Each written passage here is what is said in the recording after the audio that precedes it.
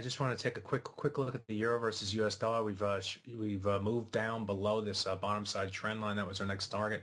We came down to that in the last hour and then bounced off of that level and held up here against the prior lows. We've been in this non-trending range here for a while. So the ability to hold against this prior low right here is somewhat encouraging for the bears here, and it's keeping the bearish bias intact for the euro versus U.S. dollar. I have this level here, 112.09.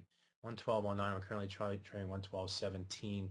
112.09. Let me see what the range here for the day is. The range for the day is about 164 pips.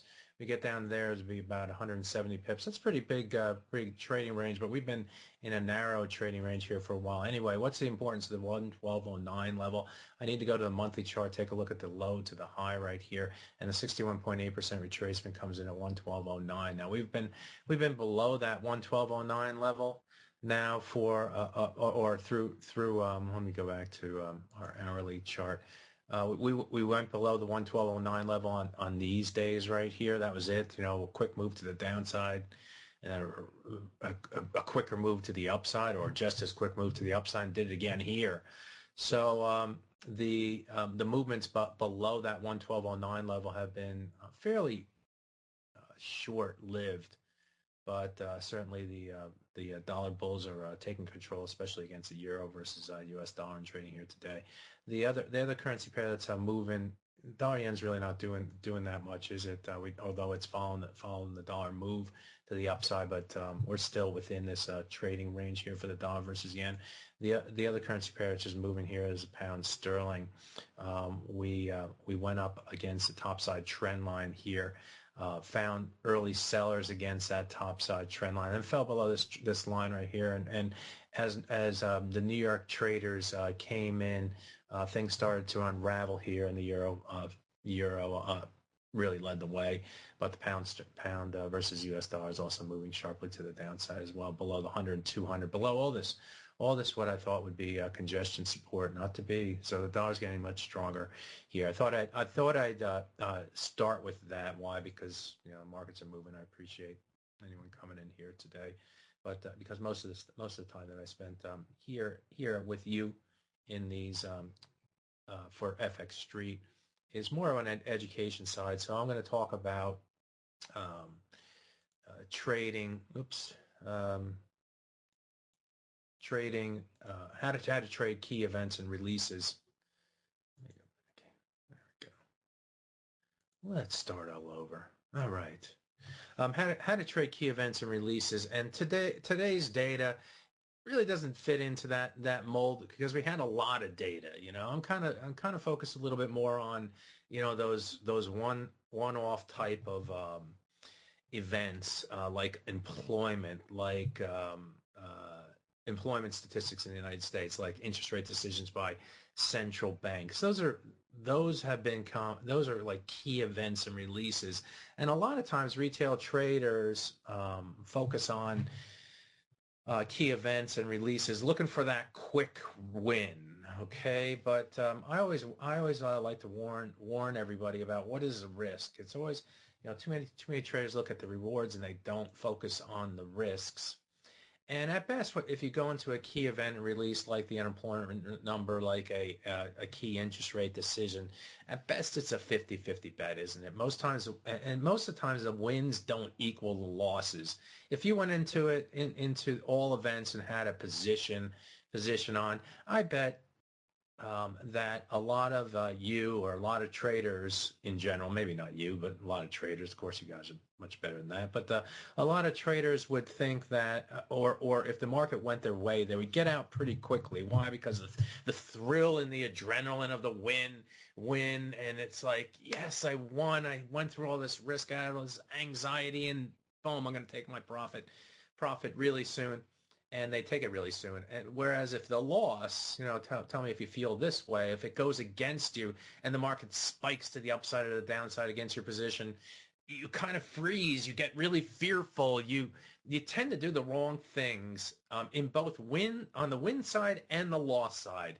On the win side, you tend to like, wow, take your profit as fast as you possibly can.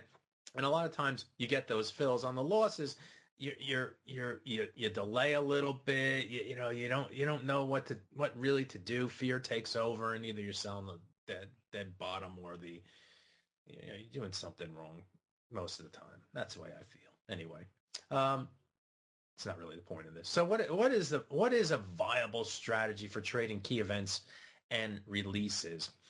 And the way that I focus on it is that you have to do your homework. You have to do your homework. And also understanding that trading after the details of the event are known is often the least risky and the best scenario for you and your account balance. After all, we don't want to be betting red or betting black if you want to be a trader. To be a trader is not about rolling the dice and hoping that it comes out snake eyes or whatever, however, or spinning the wheel and hoping it comes out black or red. That's not what a trader is about. A trader is much more than that. If you think that's what it's about, you're gonna go into the trader graveyard. I can guarantee you that. So smart traders who are focused on the long run, on being able to defeat the market, to defeat the odds that are quote unquote against you. Really, the odds are against you because you make it that way by betting red or betting black and not being a trader. But if you want to defeat the odds, if you want to be one of those traders who actually makes money, then you have to do your homework. You have to understand the risks of the events. You have to understand that perhaps trading after the event is the best case scenario for you and your account balance. And if you start to think that way, I think you'll be better off. You may miss some moves, okay? But I like to say there's always another trade, okay? There's always another level with less risk when you're more comfortable and all. But you may get, excuse me, that was like caught in between a cough. You may catch a lot of these moves because off a key event, you did your homework, you were aware and you're prepared, and that gave you the confidence to move forward and to execute smart trading. So what do I mean by homework? What do you have to do in your homework for a key event and a key release? Well, first you need to understand the market expectations. All right. We all trade off of what the market is expecting, not what you're expecting, but what the market is expecting.